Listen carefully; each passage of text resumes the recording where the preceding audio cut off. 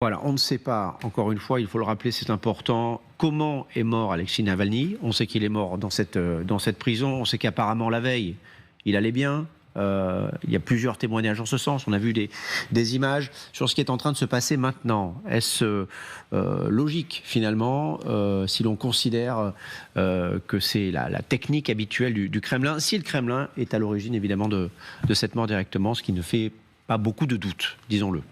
Oui, on n'a pas le déroulé exact de la soirée, mais on sait quand même que le Kremlin avait décidé de l'isoler dans une démarche toute stalinienne, c'est-à-dire l'isolement avant l'exécution dans un mouroir construit sur des restes de goulag dans une des colonies pénitentiaires les plus dures. On sait toutefois que le récit qui a été livré publiquement est faux. Il y a de toute façon des incohérences. Donc on sait qu'ils mentent. Nous savons qu'ils mentent. Ils savent qu'ils mentent. Nous savons, comme dirait Solzhenitsyn. Enfin, on ne saura pas ce qui s'est passé.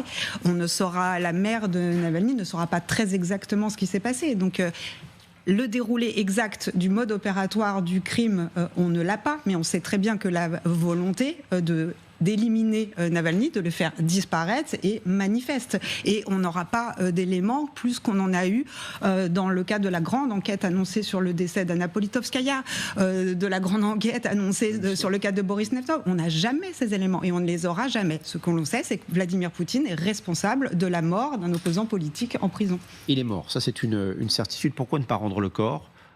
Pourquoi faire traîner les choses de cette manière ?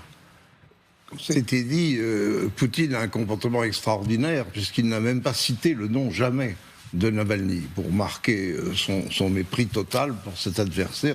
Effectivement... Il appelait le blogueur, il appelait le patient quand il a été hospitalisé une fois, mais jamais effectivement il ne prononce son nom. La seule chose dont on est sûr, c'est ce qu'a enduré Navalny en prison. Dans les différentes prisons où il a été, avant d'arriver à ce camp, il a vécu un enfer. Et heureusement, dans un certain sens, on a été informé de ce qui lui est arrivé. Non seulement il était mis à l'isolement, il a été mis 27 fois à l'isolement, mais en plus, il a été probablement battu. On l'a mis dans une cellule avec un type qui était fou furieux, ivre-mort à longueur de journée. Enfin, vraiment, il y avait de la part des autorités russes l'intention de le brûler à petit feu. De l'humilier, de le briser, mais pourquoi ne pas rendre son corps ?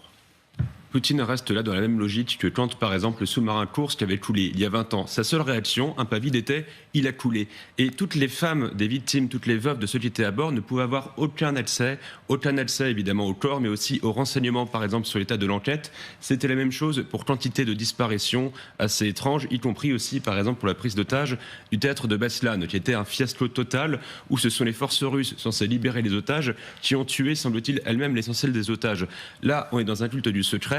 Quand bien même le corps devait être restitué à la famille, l'autopsie, tous les examens qui seront faits seront évidemment falsifiés, de la même manière qu'on l'a vu encore pour l'accident, entre guillemets, aérien qui a emporté l'état-major de Wagner. Donc il y a aussi, je pense, une dimension quelque part d'humiliation. On parlait de l'univers carcéral russe, il y a un mot pour ça, la Dedovtchina, qui renvoie à tout un univers carcéral, qui emprunte aussi au code des Ach, des prisonniers du goulag. Il y a une volonté de détruire l'individu. Là, on le détruit jusqu'après sa mort, parce que c'est déshumanisant au possible, évidemment, non seulement d'invisibiliser la mort de Navalny dans les médias, mais aussi d'aller jusqu'à refuser de rendre son corps pour le moment à sa famille. Donc l'idée, c'est de tenter d'effacer Alexis Navalny jusque dans la mort.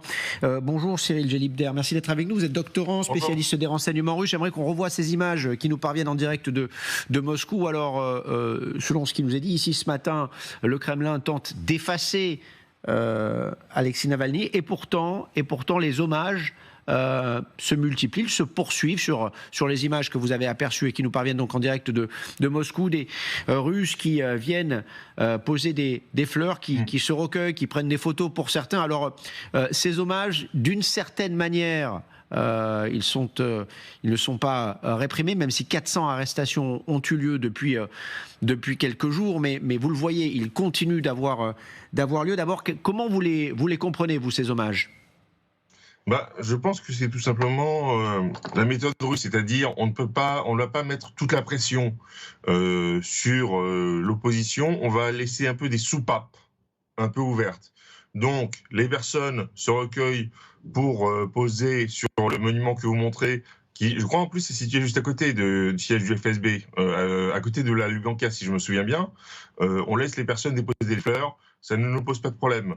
En revanche, il y a eu, je crois, il y a eu des problèmes dans d'autres villes, de mémoire.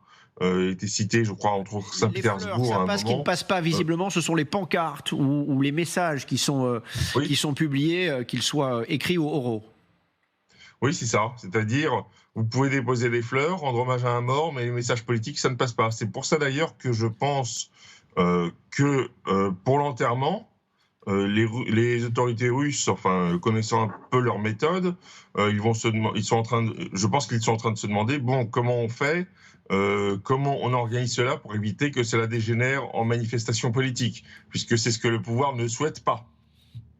Est-ce que vous avez le sentiment que cette mort de Navalny peut réveiller, j'allais dire l'opposition russe, mais est-ce qu'il y a encore une opposition en Russie ?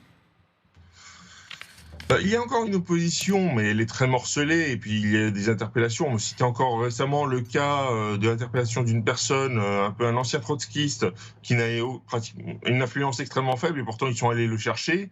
Il l'a réveillé? Non, je n'y crois pas. Parce que même côté russe, vous avez eu des articles dans la presse russe. Ils ont évoqué un peu la mort de Navalny. Je voyais des articles sur RIA Novosti et Kommersant, par exemple.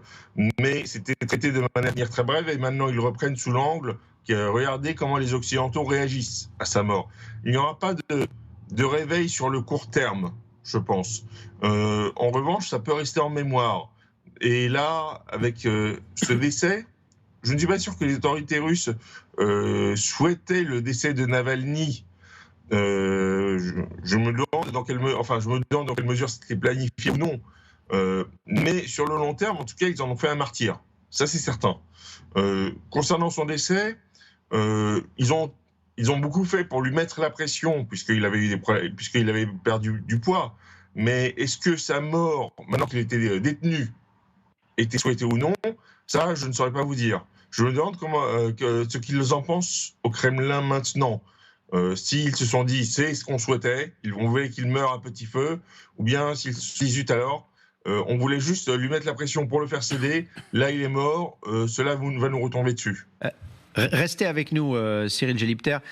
Une petite information, vous avez vu la caméra se baisser en direct. Eh bien, la caméra a été écartée du site. Et donc, les images qui nous parvenaient en direct de Moscou, nous ne les avons plus. Nous vous montrons d'autres images qui sont des images enregistrées de ces hommages impromptus donc, à Alexei Navalny. Cyril Gelibter disait à l'instant... On ne sait pas véritablement à quel point tout cela était planifié. Ce que l'on sait, c'est que cette mort fait de Navalny un martyr. Est-ce le cas? Et est-ce que ce décès peut réunifier ce qu'il reste d'opposition en Russie? Je pense qu'il faut inscrire aussi cet assassinat en élargissant la focale et en se rendant bien compte qu'en Russie, en ce moment, ce n'est pas que les opposants politiques qu'on assassine. Il en reste quelques-uns, ils sont en prison. Point. Il n'y a plus d'opposition en Russie. De surcroît, il n'y a plus de société civile. On ferme les ONG, on assassine les journalistes, on envahit ses voisins, on va massacrer, occuper, torturer, faire disparaître des gens, on déporte des enfants. Enfin, c'est ça le régime de Poutine, ce régime criminel. Donc, il y a une émotion absolument particulière autour de cette figure de Navalny, mais il faut voir dans quoi ça s'inscrit et dans quelle logique de dictature en marche est le Kremlin.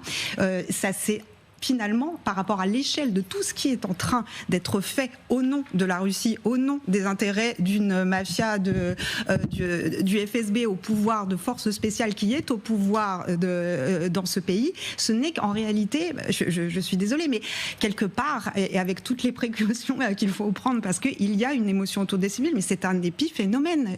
La mort est partout. Et d'ailleurs, les Russes qui apportent des fleurs et qui rendent certains hommages, et il faut saluer, ceux-là sont courageux, ils ne sont pas assez nombreux en réalité à l'échelle de l'immensitude de ce pays. Mais ils se regroupent en plus de 400 personnes ont été arrêtées, donc ça peut faire réfléchir aussi ceux qui... 140 millions de personnes, la Russie. Bien sûr. Donc, on n'est pas sur des scènes type, pour reprendre des références que l'on connaît, type 11 janvier, on n'est pas du tout sur ces démonstrations-là, ce n'est pas vrai. Et d'ailleurs, en revanche, pour saluer quand même, ils ne se trompent pas. Ils vont porter des fleurs à certains endroits de monuments d'hommage aux victimes du stalinisme. Donc les courageux, ils nous envoient très clairement les messages qu'il faut entendre. il n'y a pas de mouvement possible pour l'instant en Russie d'attente qui pourra se résoudre en termes de changement politique via des urnes ou via des élections, via un processus démocratique quel qu'il soit. C'est fini en Russie. La Russie a basculé, et d'ailleurs depuis longtemps, dans un régime dictatorial. Et nous avons récupéré des images en direct à Moscou, donc des hommages après le décès de Navalny.